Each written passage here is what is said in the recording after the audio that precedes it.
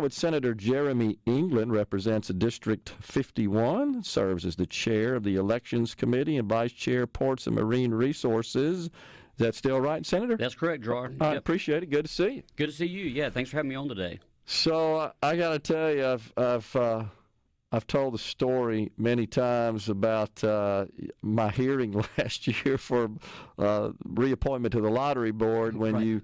you sort of lighten things up. They got a little tense. Senator O'Brien, not a fan of the lottery. That's right.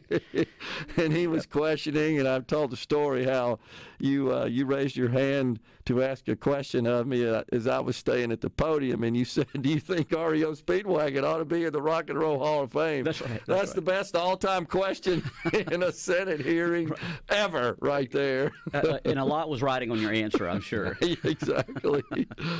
Well, speaking of which, Rhino, how about Foreigner? They made it on the ballot, but they didn't get the votes to make it in the hall. Dang it.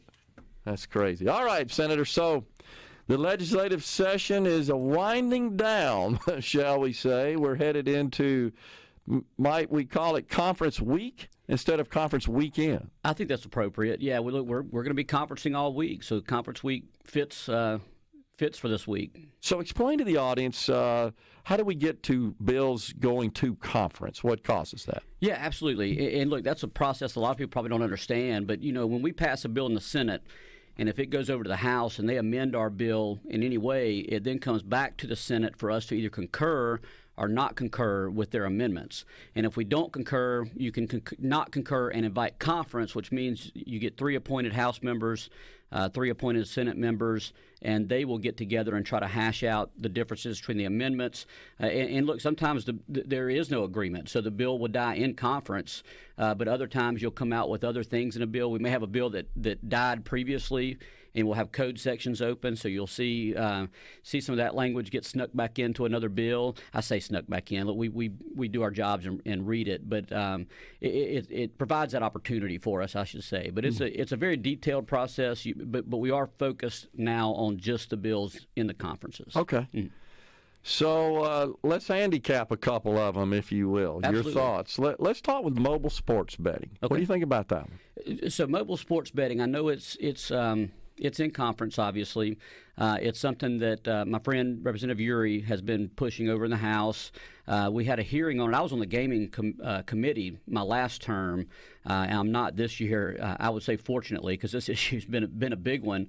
But look, I tell everybody, the regular average Joe on the streets that see me and know I'm a senator, one of the top issues they come and ask me about is, hey, am I going to be able to bet on sports on my phone soon in Mississippi? So I think people like the idea of it, but I think where we are, there's still a pretty big gap in an agreement being reached, and that's in the area of consumer protection and also in the area of protecting our brick and mortar casinos, how we can keep this destination type, tourism type gaming that we have in Mississippi. But if we can get through that gap or fill that gap there, we'll hopefully see that in Mississippi. Okay. Yeah. So at this point, I think what happened is Representative Uri's bill assigned to the gaming committee headed by Senator David Blunt. He, too, did a strike call, as I recall.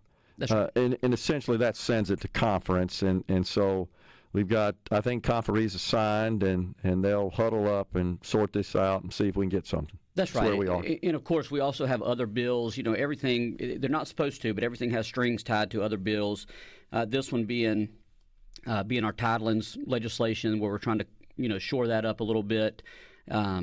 So I'm not sure where we will get on that.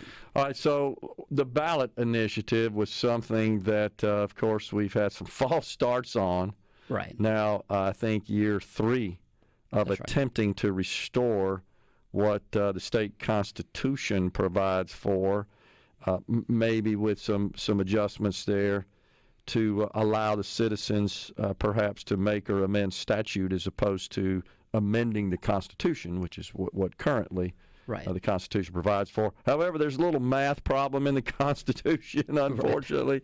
So this thing gets passed by the House again, goes over to the Senate. It just feels like, Senator, that there's really no appetite for a ballot initiative that would be put on the ballot by the citizens, a way for the citizens to directly, I guess, redress their government in the Senate. Just doesn't feel like there's an appetite for that. Yeah, well, and look, the Senate's the more deliberative body. We're way more cautious when we look at legislation that comes our way.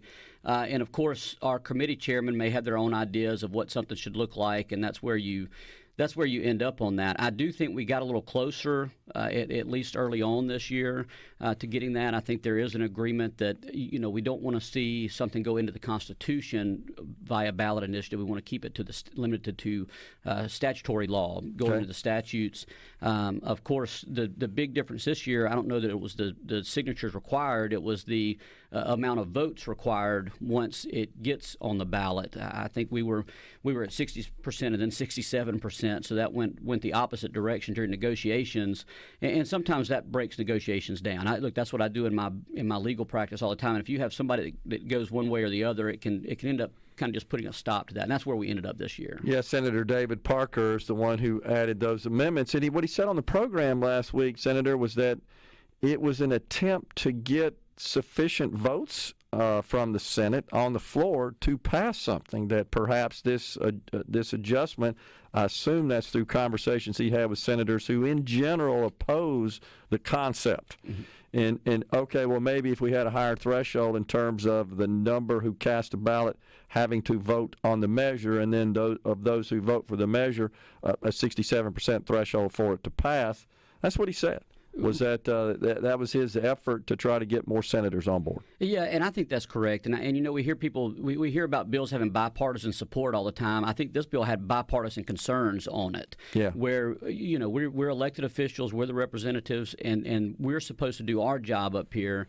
And I think there's just a fear that there's a lot of money that can go into a ballot initiative process and just bypass the legislature completely. And of course, we do our homework. We look at everything very closely. We want to make sure that it doesn't violate any other laws. Want to make sure that it serves our communities and our constituents very well. And I think there's just some concern there.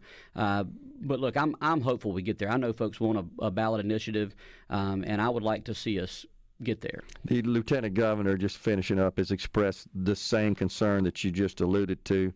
Was would that maybe some well-funded out-of-state interest would come in and take advantage of the process, perhaps to get something they want passed that maybe is not really consistent with the state values. Yes, I think so. I mean, look, with the Dobbs case that originated here in Mississippi, I mean, we've got a big target on our back nationally from more pro-choice type groups with the issue of abortion, and that's one that people have concerns with. Do we write that completely out of a ballot initiative? Yeah. And then if we do that, is it a true ballot initiative, right? So we've got to look at that, and it's easier for people to dump more money in and to get their message out with technology the way it is today. So it's a changed process, and we're aware of that when we try to set the numbers involved with the ballot initiatives. Gotcha. All right, let's talk about Medicaid. Mm-hmm. That's also been an issue that's probably got more attention and more discussion under the dome, perhaps, than years past. That's right. Since Medicaid expansion has been available to the states going back to 2014. So, again, we've got two contrasting competing measures, if you will, between the House and the Senate. The House's bill would provide for full expansion, just meaning that those whose income is up to 138% of the federal poverty level would qualify, whereas the Senate's version would only qualify those people up to 100% of the federal poverty level. Both had a work requirement. The House's was a little more lax than the Senate's in that respect. This looks like something that we're going to go to conference. We are going to conference on, but I was suggesting earlier that both the lieutenant governor and the speaker have said we ought to have a public hearing on this. Right. Yes, and there will be. The conferees will be meeting tomorrow. Okay. Is my understanding, Tuesday at 3 o'clock, and folks can tune in and watch that discussion. Now, where the discussion goes, I can't say, but I know what I voted for in the Senate does not seem to be close to what the House wants. Again, you mentioned the House wants full coverage, and what the Senate plan does is we actually address what's the so-called coverage gap. Anyone who makes too much money to be on Medicaid currently, but not enough to purchase one of the fully subsidized plans off of the exchange. So that would be 100 to 138%, whereas ours would stop at 100%. And I've always said I'd be willing to talk about how do we provide medical coverage for the working poor.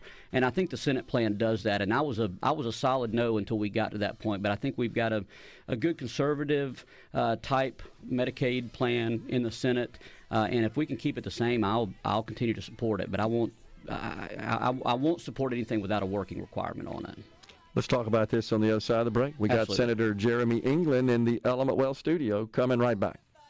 Vocals, we're talking to Jeremy England here in the Element Well studio. So back on this Medicaid issue. So I want to say a couple of things because first, you're right in that what has been historically referred to as the coverage gap. Mm-hmm. And unfortunately, that's a term that's been morphed a bit and been kind of utilized by strong proponents of Medicaid expansion to extend it to mean something that was never intended to mean. It does, in fact, refer to those who make too much money to qualify for subsidies in the ACA exchanges where they can buy private coverage. That's been around since 2012. But they don't qualify for Medicaid in states that have not expanded to include non-disabled adults that have income. Mm-hmm. The state of Mississippi does have coverage for non-disabled adults in what they call the caretaker group, if you will, but it's up to, 25, 23%. It's very, very small. That's right. Amount. And so you'd have this coverage gap between whatever that number is up to 100. That is absolutely correct. And so when the Senate and Senator Blackwell, I've heard him use that term, other senators, they're absolutely correct in that. And so the Senate's bill would address that, quote, coverage gap. However, on the other hand, I'll say this. I've talked to a number of providers that have all said they'd much rather deal with Medicaid and even take a lower reimbursement than they would the private carriers who sell coverage in the exchanges. That those carriers are extremely difficult to deal with. And we're seeing this a lot in the healthcare industry where the private insurers who are in the business of making a profit are working overtime to deny claims. Right. That's become a bigger problem. And they also are extremely slow paying, whereas reality is Medicaid pays a lot faster and is a lot easier to deal with. It's kind of the opposite of what you'd expect, where to these providers, government is preferred over the private sector in terms of reimbursement. So that's going on. The other thing that I've seen in a real-life example of this, there's an open enrollment period in the exchanges for private coverage that doesn't exist in Medicaid. So you got people, once you launch it, that have that issue. Something else I'll point out is, even though it is true that once someone, for those who are enrolled in the exchanges or apply for coverage in the exchanges, if they qualify for Medicaid in a state that's expanded, the federal government is supposed to direct them to Medicaid. And there's this concern that all those people currently enrolled in Mississippi would be shifted over to Medicaid, thus increasing the cost to the state. Fact is, in every single state in the country that has expanded, 40 of them, there's still millions enrolled in that income range. And nobody can explain that to me, including the Commissioner of Insurance, who was on the program a week or so ago. So all that to say, I think we need a lot more information on this deal. We do. And look, anytime the government gets involved, things get complicated, right? And this is a government-provided welfare program. And my concern is once we start expanding those benefits to reach the 100 to 138%, how much do those individuals have to make after that in order to make up for the benefits they're receiving from the government? So in other words, they hit a wall where they're basically chained to this welfare system and turn down a raise or turn down a promotion because it costs them more in benefits. We can't blame those people because that's the system that gets set up. But I've seen it happen, and I really think that's one of the reasons why our labor force participation rate is so low, is because there are so many benefits, especially after COVID, where folks were getting paid for sitting at home. When you see that kind of thing happen, people they learn how to live that way, and then the likelihood of them going back to work or doing anything to advance themselves, it shrinks, and we see the middle class shrink, which is what America has always been built on, and that's my concern, and that's why I was comfortable with the Senate plan, filling the actual, as you say, the actual coverage gap between about 25%, 100% of the federal poverty level. And a working requirement, because we want these folks working too, if they can. Well, how are they getting income if they're not working? I can explain that. I don't know, but I'll tell you this. So I do workers' comp defense work that's my real job that puts food on the table. Typically in workers' comp, you try to get workers back to work within the first 30 days of an injury. Sure. If the longer they're out of work, the likelihood of them ever going back to work decreases tremendously. And if you get somebody that's out of work for 90 days at a time, it almost drops to zero. And I think back to COVID. Look, we were out for 90 days, and then the ever since then we've seen, hey, we're hiring, come work, and I think we're seeing that play out. I don't know where the income comes from. I don't know if more people shifted to seasonal work. I don't know. I would be bored out of my mind if I didn't work. And of course, me I too. really work 2 jobs, but.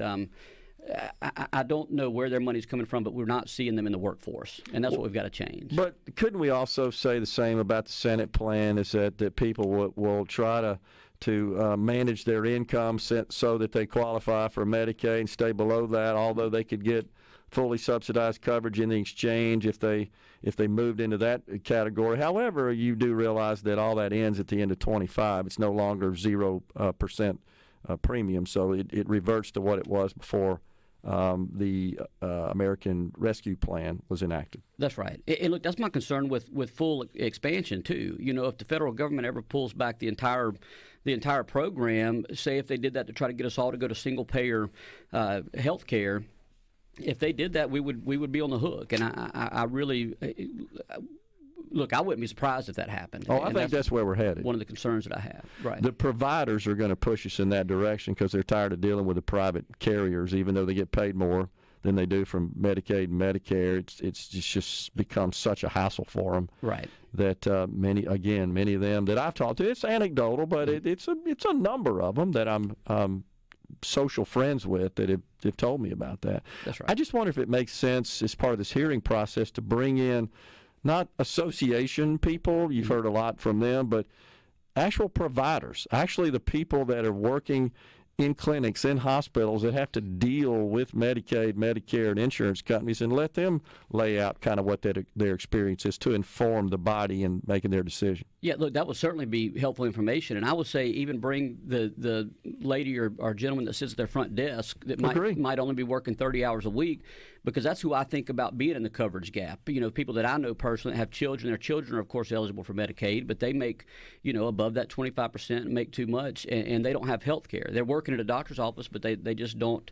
A lot of times those are part-time jobs because they'll have children that need to get off after school and things like that. And those are people doing what they can, but just not able to take care of themselves like they should. Well, the bigger thing to me is with the low labor participation rate. I know this is something the lieutenant governor focuses on, talks about quite a bit. We have the lowest in the country.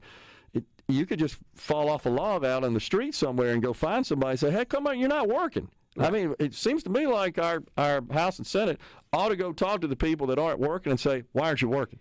Right. Yeah, and look, child care is super expensive. Again, health care is super expensive. We've got a lot of things. We just passed a bill to give a tax credit, as a matter of fact, to it's on the governor's desk for employers that will provide the instructional material or the instructions to community colleges to help us with our workforce development. I think that's going to be a big help, is helping people get into better paying jobs by learning a new trade or advancing their skills in their current trade. Final thing I guess I'll say about this whole debate is, which seems to now include a lot of the discussion about, well, gee, if we only cover up to 100%, we can let the people between 100 and 138 get their subsidized coverage in the exchanges. A couple of things I want to say about that. First, that's still so-called, quote, Obamacare expansion. There are no exchanges without Obamacare. It's still expanding health care coverage to people through the Affordable Care Act. Second thing is, it's still welfare. So saying that we're not providing welfare by putting them on the exchanges, that's false. It's still welfare. It's actually more expensive welfare. Seems like, Senator, we've gotten to a point, and this is just kind of a general thought, where, well, if the federal government's paying for it, it's really costing us nothing. It's not? Sure. My taxes are a lot higher to the federal government than the state. That's right. Look, federal money is still taxpayer dollars. It's not. We can't ignore that, and you're absolutely correct on that. But what I think it does, we also have to remember the amount of federal dollars that Mississippi gets already, anyways. And then I just don't like having those kind of strings attached to Washington. I get it. Look, we see it in this DEI business and in the Title IX business where food programs and lunch programs are being pulled away from states because they're not doing what the federal government wants them to do, and that's just ridiculous. I do not like those types of mandates, and we get them whenever we tether ourselves to the federal dollar. And unfortunately, we're the most tethered of all the 50 states. That's correct. 3-1, I think is the last ratio. If you hang around? Yeah, absolutely. Okay. We got Senator Jeremy England. When we come back, can you take some questions about PERS? Sure. The Public Employees Retirement System. I'm here to take questions. All right. Senator Jeremy England is our guest in the Element Well studio. Talented individual. We're talking to Jeremy England, the senator who represents District 51. So give us an update on a bill that I mentioned on the air last week that you were involved in, 2681, dyslexia. That's right, yeah, and I appreciate you mentioning that last week, Gerard. Sure. So 2681, what it does is it expands the qualifications and the training that can be available for someone to become a dyslexia therapist in Mississippi. We have other states that do other programs, nationally recognized and certified programs.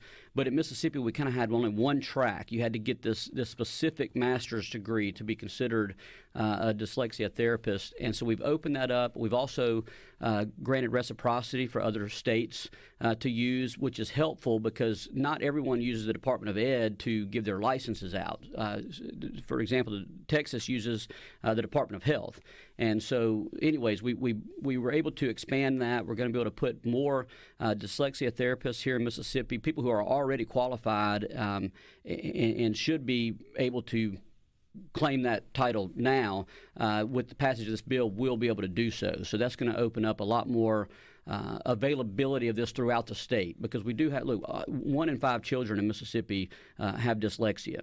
And the thing about that is 50% of your NASA scientists have dyslexia. These are high IQ individuals, but you also look at 50% of your prison population has been shown to have dyslexia. Interesting. And you can see where that gets off the tracks. You know, you're in 3rd grade, 4th grade, you're not reading with everyone else, you can't figure out what's going on. And these dyslexia therapists, if we can get them out there, hopefully bring those kids back to the front of the classroom, remediate their issue, and once they're remediated, they learn how to read the way that, or use language the way that it works for their minds, they go back to their regular public schools and excel. Okay. Typically. So, anyways, that's a great bill. The governor did not sign it, but it became law on the calendar. That's correct. Yes. So the governor was hearing from the one group that had written the previous bill, and of course, look, you get a sense of proprietorship whenever you draft a bill, and you're kind of the founder, so to speak, of the issue. But it was time for a change, and I know the governor the governor wants to work on dyslexia therapy in Mississippi. He has that concern. As a matter of fact, I think he had worked with these individuals previously. So hearing from both, look, it wasn't.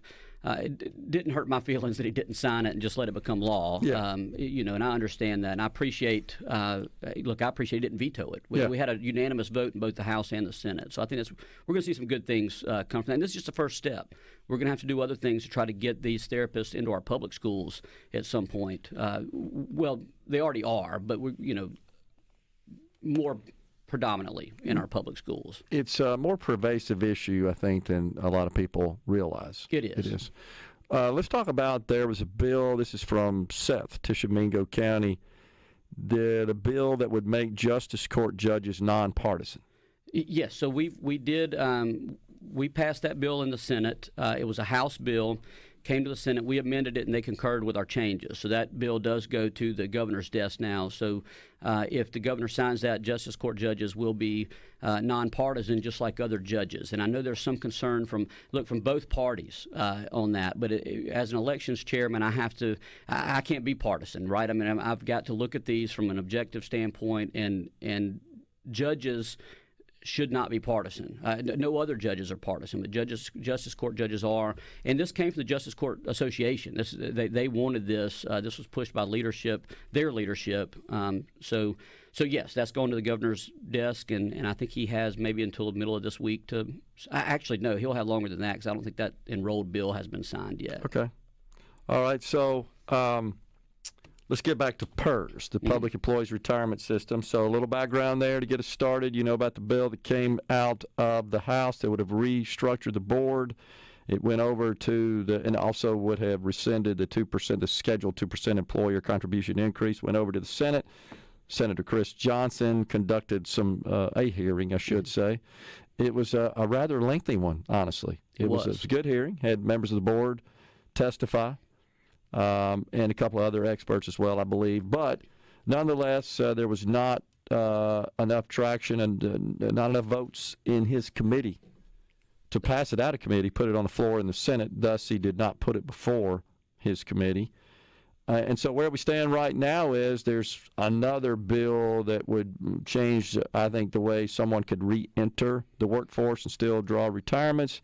Some amendments done there. Senator David Parker introduced an amendment that would first rescind the 2% employer contribution scheduled for July 1 and also require that such action would necessitate a vote by the legislature to put it into effect. That's where we stand right now. There are concerns by PERS members that in conference, language is going to be reinserted into the bill that would restructure the board. What do you think? Well, let me say first, when it comes to PERS, what we all in the legislature need to keep first and foremost in our mind is that these are benefits that have been earned.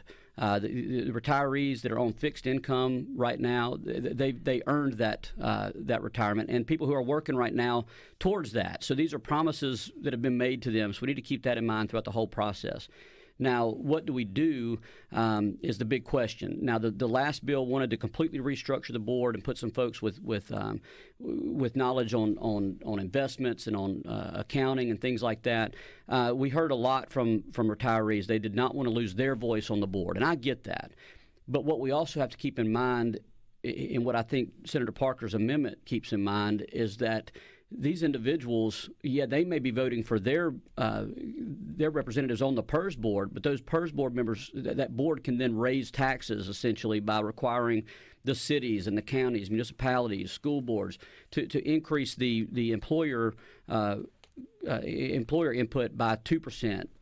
By as much as 5%. There's one plan that said as much as 10%. That's what the actuaries want. That's right. That is a huge tax increase for a lot of people. Now, $700 million, I think. That's right. Full 10%. That's right. Close. And so we're looking at it. I mean, look, for some of your bigger cities and bigger counties, that might not be as big of a hit. But for some of my cities in my district and parts of my county, and look, my school superintendent, he said, look, that's job killing type of money. So we're looking at it, and I don't know where we'll get on that this year. I imagine that we could look at possibly the state just putting some money into the plan for now, and then look back at it. But I'm glad that we've at least, if this passes, we will have at least delayed that 2% as people are going into their budgeting year and trying to get their budget set. That won't be something I'll have to look at this year. For the record, I know you've heard this from constituents, especially those who are members of PERS. The concern, of course, is that by reconstituting the board, it being appointed by the governor, lieutenant governor, their main concern, of course, is modification of benefits to existing retirees or those who are in the plan under the current 4 tiers where they feel like benefits have been committed to them under the terms of employment. Have you heard anybody, Senator, in the legislature say, I would sign on to modifying benefits? Yeah, absolutely no one that I've talked to has said that. And look, so much of what we do in the legislature, and we get caught up, and we've got a lot of big issues. You and I are talking about a lot of these. These are really big issues we're talking about. And if we don't help the messaging and get the truth out there, I like to tell my constituents a lot of times, give me a call, I'll tell you what's going on, or read the bill, because misinformation will make it around the world before the truth takes one step. And so that's kind of what happened here. And when I talked with leadership on our end of the hall about this very issue, I said, look, we might be best to step back and punt at this time because we've lost the messaging. We that bill number that we were using before had just become poison. I'm getting 1,000 emails a day about it. And look, again, these are individuals on fixed income. They've worked really hard for the state of Mississippi, and they didn't want us touching that. If somebody says, hey, look, they're thinking about modifying benefits, that's all it takes. The PERS discussion goes off the rails at that point, and we don't get anywhere. There are also concerns that the lieutenant governor is behind this restructuring restructuring because he wants to borrow money or transfer money out of the trust fund into the general fund. That's the first time I've heard anything like I'm that. looking at it right now. No, I know. Yeah. Well, I agree. Yeah, I have not heard completely false. But but again, that's just misinformation. Right. And look, nobody trusts people in politics, and we're all up here doing the best we can, and you can't see our hearts, but we've got some really great members. I love everybody I work with in the Senate and in the House, and we're not out to hurt someone's retirement or their fixed income or anything like that. These folks ought to be playing with their grandkids or taking trips and doing that, not having to worry about this. But we do have an investment structure that we've got to get a hold of with people that are starting out, maybe with a new tier, however we do it. And that's going to be tough, and it's going to take some tough decisions, but we can do it. So something else that sometimes gets put out there, we're about out of time, but the supplemental legislative retirement plan, there's just a lot of angst and consternation over that. The legislators get this special plan. It's all doing fine. They get an additional one to the PERS that they participate in. I've asked every legislator the last couple of weeks, Senator, I'm going to ask you, would you be in favor of just phasing out the supplemental legislative retirement plan? Gerard, I didn't even know what it That's what everybody says. It is. Yeah, I don't know. Look, we don't do this job for the money. But look, if it's a perception that's hurting, we answer to the people, and if they don't like it, we'll deal with it. I think it would redirect the focus and just take it off the table and out of the discussion and redirect the focus on the main program, the PERS program. It's not much. Would it be fair? I would say the ones that have been here that have been paid into it, just like we're doing with everyone else. Yeah, agree with you. Right. Coming right back, folks. Appreciate it, Jeremy. Thank you very much, man. Gerard. Coming right back, folks.